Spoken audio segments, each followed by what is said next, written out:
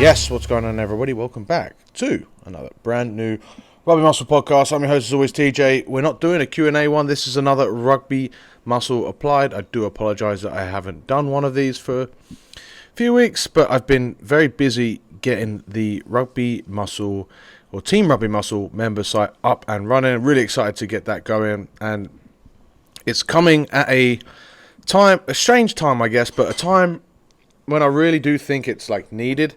So I will not be going into details of exactly what the Team Rugby Muscle member site is all about in this podcast, but it might come up from time to time again, because in this podcast I'm trying to provide you guys with solutions to what we are doing in this crazy time that we thought we would have been finished with by now. You know, it's crazy that we're either, guys in the UK, you're listening to this, Boris has given yet another speech and we're in yet another lockdown.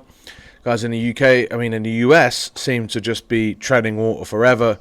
And particularly in the rugby scene, it just doesn't look like there is much going on. And as the winter comes, the world changes. And I know that's exactly, winter came and was actually, everyone thought it was going to be really scary, but actually ended up not being that bad. This is obviously in Game of Thrones, but I think this winter it can be bad if you let it. I think we've got to be very proactive about it, and I think that's what I'm going to go into relative depth in this podcast. I don't want to make it drag on too long, because I want to give you some solid information, solid ideas of what you should be doing with your time going forward, because I thought that we're stuck here, and this is a pivotal time for rugby. It's a pivotal time for rugby players, particularly amateur players. Like with the RFU cancelling the whole season, it could be very easy for guys in the UK to get down in the dumps. I've dealt with a lot of clients that are a little bit down in the dumps. I have been coaching a US rugby team that has no idea when we're going to be playing again, and so as a coach of that team, I am very worried about how the state of the players when they come back, how many players I'm going to have coming back. And if you guys are listening to this podcast, ideally you're going to be somewhat dedicated to improving yourself at rugby, and I do think this is still an opportunity.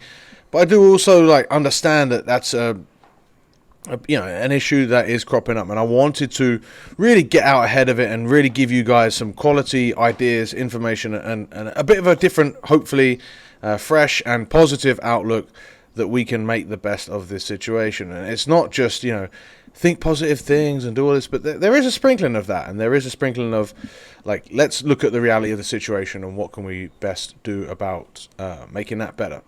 Before I get into that, though, I do want to say, if you're listening to this, as always, on Apple Podcasts, give it a 5-star review. That really does help the show out. Just like El Cougs gave us a review recently. He said, great, loving the principle-focused approach. Gives us 5 stars. It's a really great, easily digestible podcast. TJ cuts through fitness industry nonsense and teaches principles that can be implemented in a way that works for each individual. Keep it up. El Cougs from Canada, hit me up. TJ_rugby on Instagram, or TJ at rugby-muscle.com, and we will hook you up with a free call and see how I can really help you improve in a bit of a deeper detail. Now, if you guys want to have a call yourself or have a chance to win a call, then go ahead and give us 5-star reviews, and really does help out the show, spreads the show, and makes it kind of forces me to make this a priority. And I really do appreciate every single one that I receive. If you're watching on the YouTubes, if you're watching, no, you won't be watching on the Facebook, because this won't be going up on Facebook. So, a bit rusty from the old Q&As. Anyway, let's get into this episode. So today I just wanted to really go over what we can do about this, the fact that the world is really changing. Maybe there's no rugby this season. There's no rugby for the foreseeable future. Some of you, particularly those in the UK and Ireland, your gyms are closed. We don't know when they're going to be you're not going to have access to. And, it's sort of happening all over again. And we got through the first lockdown, and we thought that we'd seen the light and we'd done the end. And unfortunately, it's just not the case. And this situation gets more and more political as it goes on. Everyone seems to get more and more of an opinion that either people are digging their heels into, or they might even be changing their mind. But everyone's got an opinion on it, and it is just suffocating. It's just suffocated the entire year, for sure. And so I don't want to get political with this. I do want to point out the fact that yes, it sucks that you can't play rugby, and yes, it sucks that you can't go to the gym if they're closed again, and it doesn't make sense. But in the grand scheme of things, like, these are just minor issues. Let's not forget that there are people that have lost or are still losing their jobs. There are people that are losing their businesses. Hundreds of thousands of people are actually dying. So it sucks for them. It sucks for their loved ones. Whether they're pre-symptomatic or not, more unnecessary death is just not a good thing. I'm not here to say that just because other people have bigger problems that you shouldn't, no one cares about your problems, or you shouldn't be worrying about your own problems. Absolutely understand that the suffering of others, or the greater suffering of others, does not lessen your own suffering. It's just not the case. It's the same like when people share motivational pictures of someone that's got one leg and they're doing a really tough squat and says, "What's your excuse?" Like, no, man, we still got our own shit to deal with. And you guys listen to this will still have your own shit to deal with. Maybe you don't have gym access. Maybe you don't have, or you probably don't know when your next game of rugby is going to be. And so it's very easy for us to deal with these things in an emotional way. And that's the first thing that I sort of wanted to address here, is that let's not look at this in an emotional way. Let's look at this in a factual way, and really sort of not let the emotions cloud our reaction to this situation. So, competitive rugby has been cancelled probably for the foreseeable future for most of you.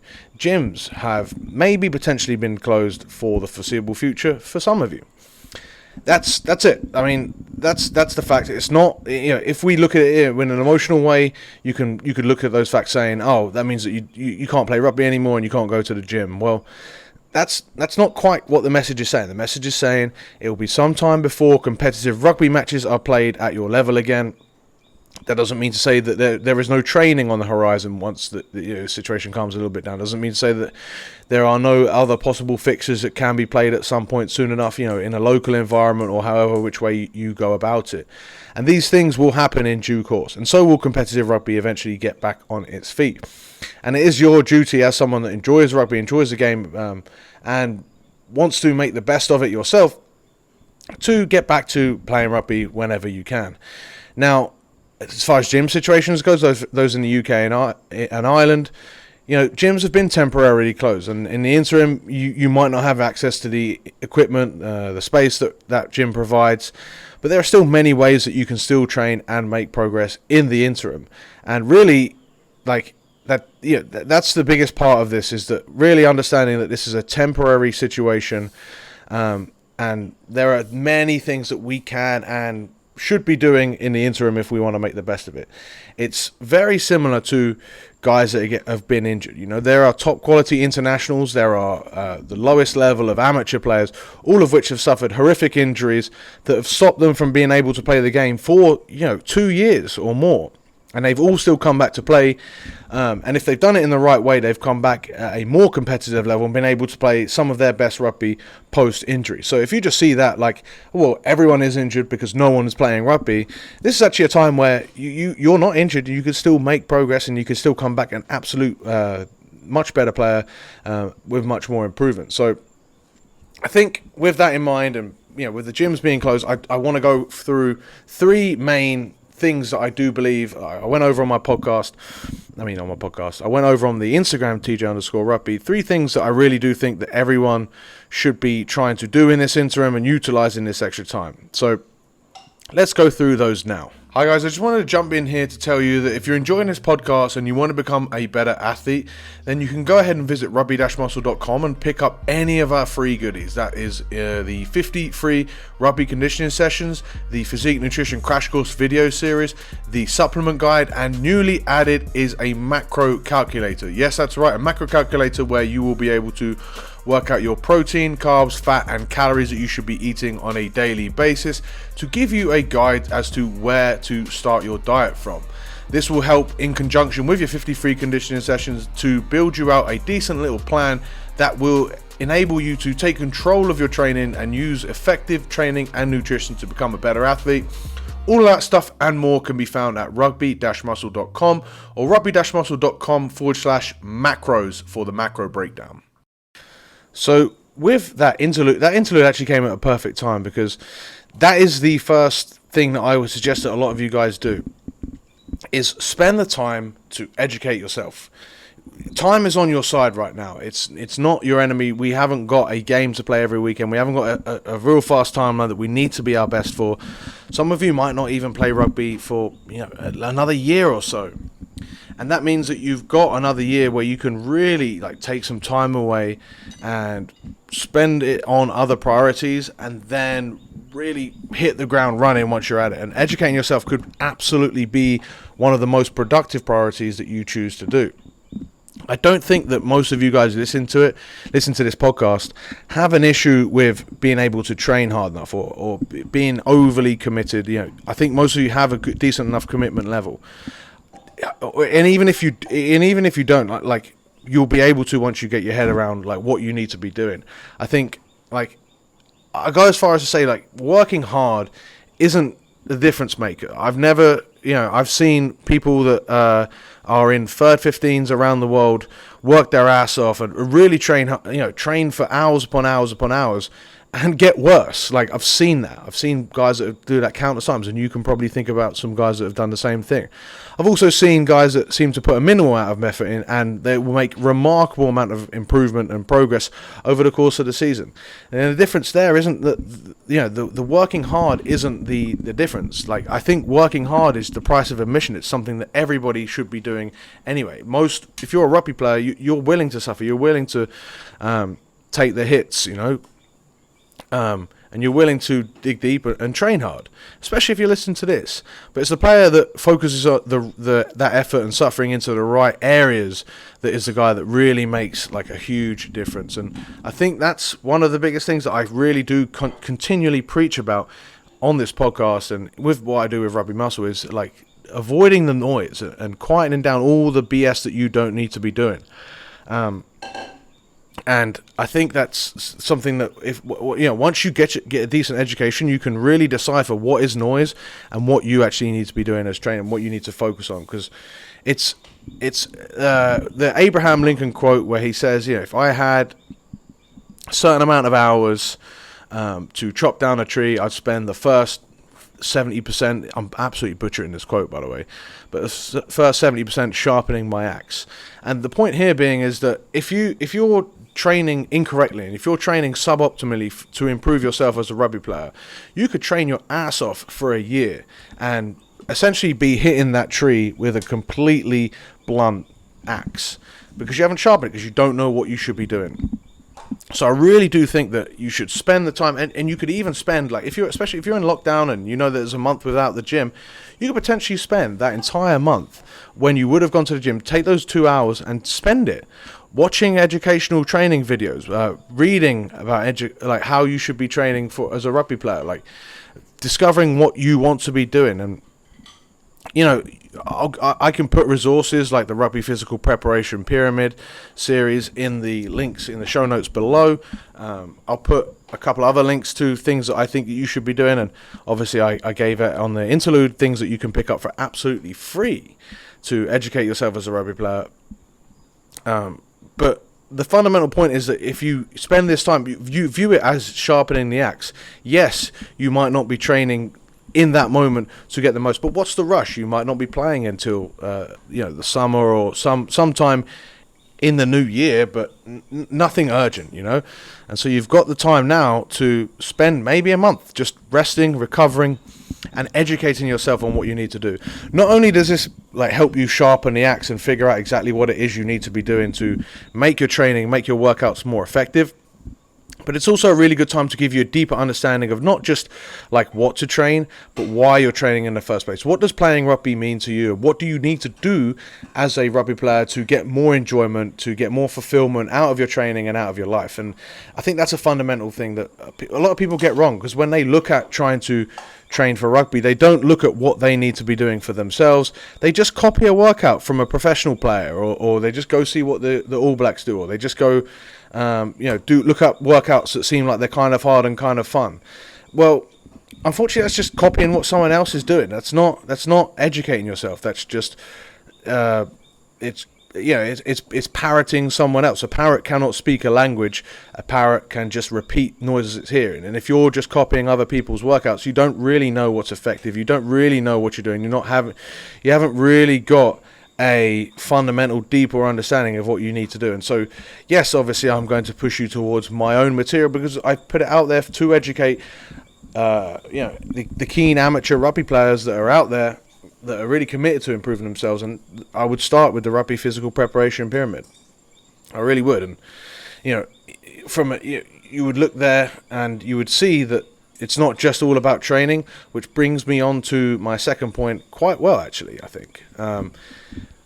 Actually, no, not perfect, because there is one more thing I do need to say about this educational side of things. And I think this is something that a lot of you it might ring a bell to a lot of you. So if you're someone that's constantly trying to look up new methods and new training methods and do the best that they can, if you're a committed amateur player, you're the sort of person that overturns every rock to really make sure that what you're doing is the right thing.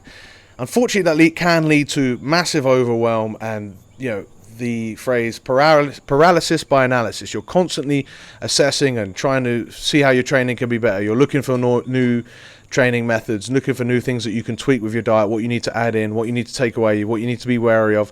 And you're doing all of this whilst also trying to execute the plan itself. If you spend this time to educate yourself and really get a deeper understanding, you could then give yourself like a 3 to 6 month commitment where you say, look, I'm just going to create this plan and I'm going to fucking stick with it. I'm not going to look at more educational material. I'm not going to look up whether what I'm doing is wrong. I'm just going to focus purely on the execution, as Sean Connery says.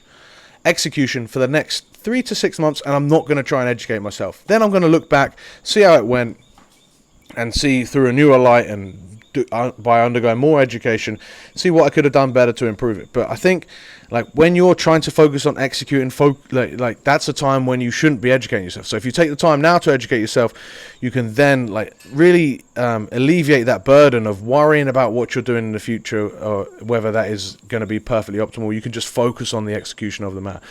And I think that's something that I really can be a powerful tool for you guys to use. Okay, so I did allude to the fact that on the Rugby Physical Preparation Pyramid, I mentioned that not everything is to do with training, and this is what I'm talking about here, which is my second key thing that I think you should be doing, is focusing on building your habits. That could mean home cooking your meals more often. That could mean getting an hour a day that you spend to yourself away from the family, which could either be training, it could be educating yourself, it could be just a run, but just finding active time in your schedule that you would be using for rugby training, or going to the gym, or finding time that you can use to prepare your meals, to cook your meals, to assess your training, to all these different things. There are a lot of different habits that we can get into. Food, as I said, food preparation, training, getting in good sleeping habits, getting in a meditation routine, getting in a wind down routine, getting in a morning routine, tracking your diet, assessing your training progress, tracking your training. There are so many different things that we can all do to improve ourselves that we can eventually work into habits. But grounding a habit takes time, and more often than not, when we're caught in the waves of day-to-day bullshit, but real bullshit, things that we actually have to pay attention to, it's very difficult to integrate new habits into our lives.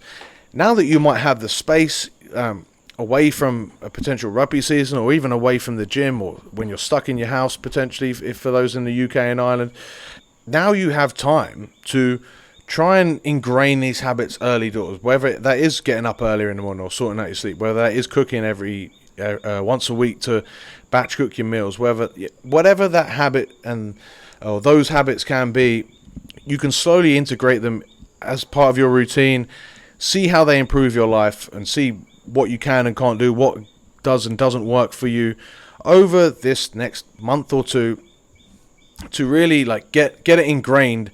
And then when you go back to your normal life, you'll be able to, if not just seamlessly enter it and keep it as a habit, you might have to add it to your schedule, but you're now cognizant of that thing that you've figured out that you need to do that will keep improving your life, as long as you find that time to schedule it and utilize those habits and build more of a solid foundation. Because it really is like, again, it's not the hard work, it's not necessarily the training. If you are not someone that has the consistent routine of working out 3 to 4 times a week, or going to the gym 3 to 4 times a week. Likewise, it's not finding the perfect macros is the solution that you want. If you're someone that doesn't ever cook from home, doesn't know how to make fucking simple, doesn't eat any vegetables, doesn't know how to track your food, you're not worrying about the perfect macros. You're worrying about either getting in some 3 solid meals a day, or being able to just home cook some decently prepared food so that you've constantly got some sort of healthy food in the fridge, or if it's just tracking and so that you're able to quantify your diet. So many different things that you can do that will set a foundation to allow you to make much more consistent progress in the future. So like getting education will help your training and your diet knowledge, getting in your habits will, and once you've got the knowledge from the education, that will obviously help your execution because you know what to do better. Building in more solid habits is going to also enhance your execution, because you've got these habits in place. You've got a framework by which you can then make smaller alterations rather than having to use all of your willpower. You've now got habits that are in place that support the goals that you want long term as a player. I go into this into more detail in the foundational video of the Rugby physical preparation pyramid, but understand that building your habits is absolutely something that you now have the time to focus on. And now the final point before I leave you guys, and the final thing I think that you guys really ought to hear and ought to focus on during this time, is building your base.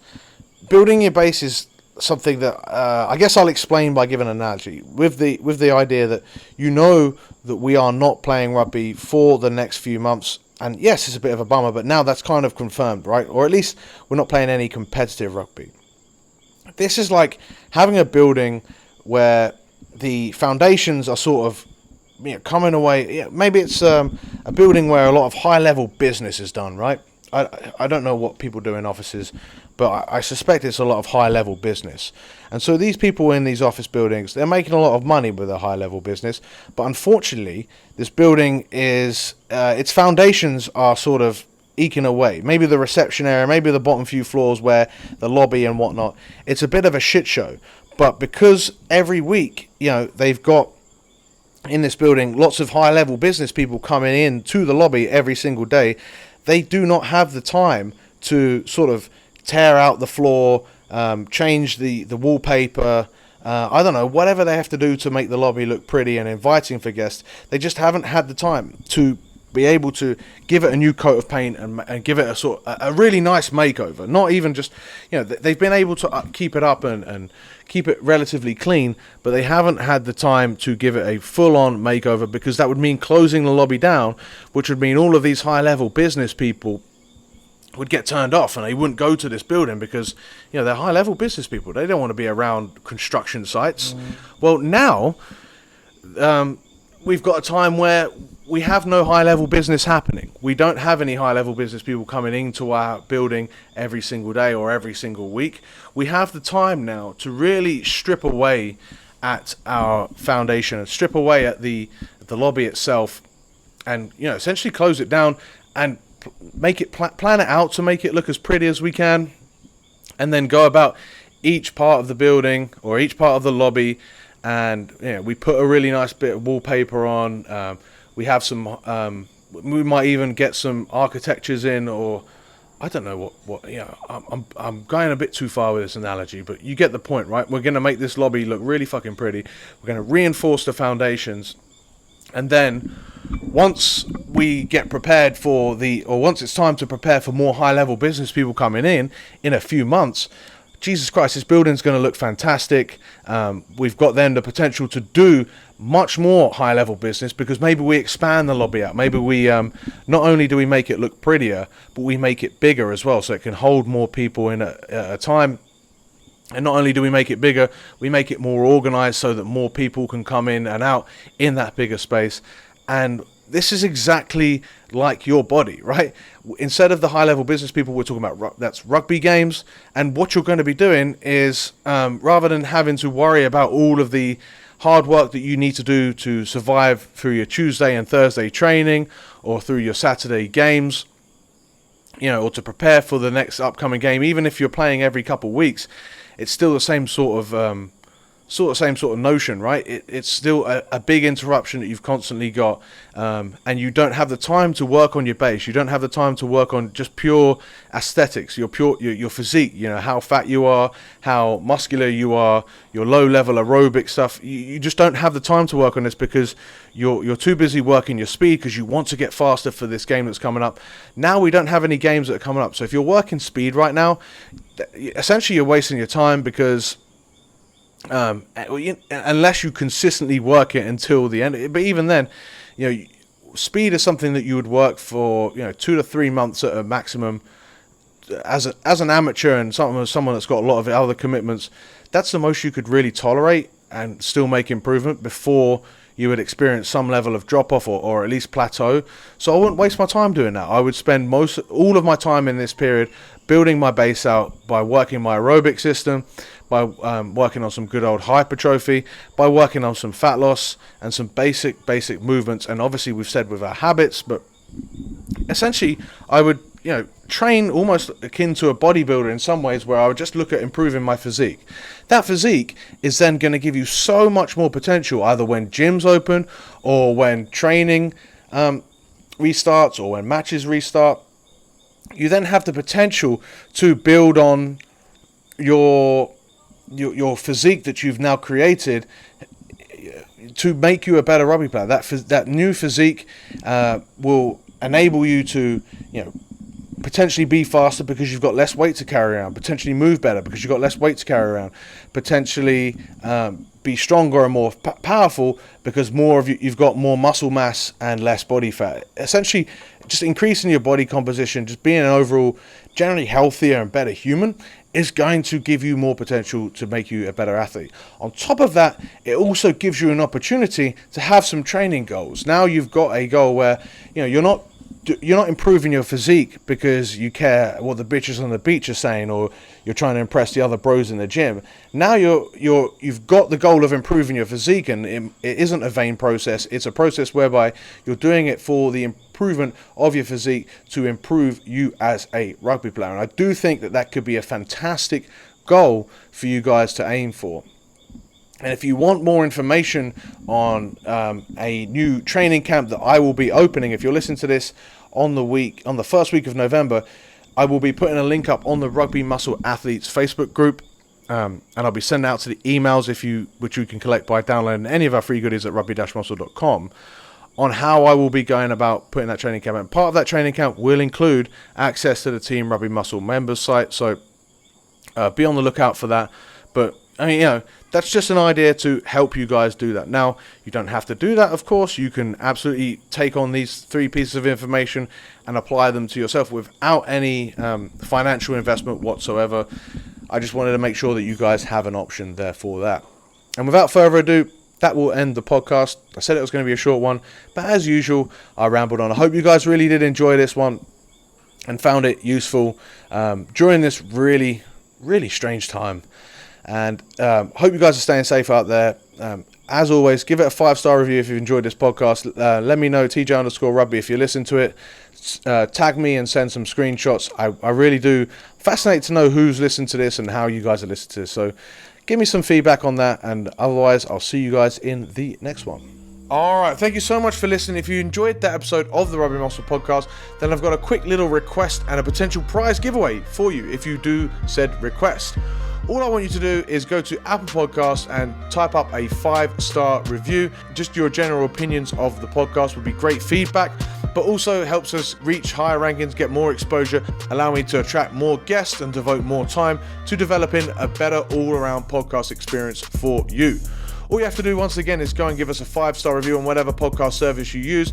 Let me know that you've got it, and then every single week I'll be selecting one review to give away a free prize. That free prize will be either 1 free month of Team Rugby Muscle. That's our world-class strength and conditioning program app delivered directly to your phone, Or if that doesn't interest you, then we've got one free consultation where I'll go over your training program, your nutrition, and advise you how to best plan for your goals.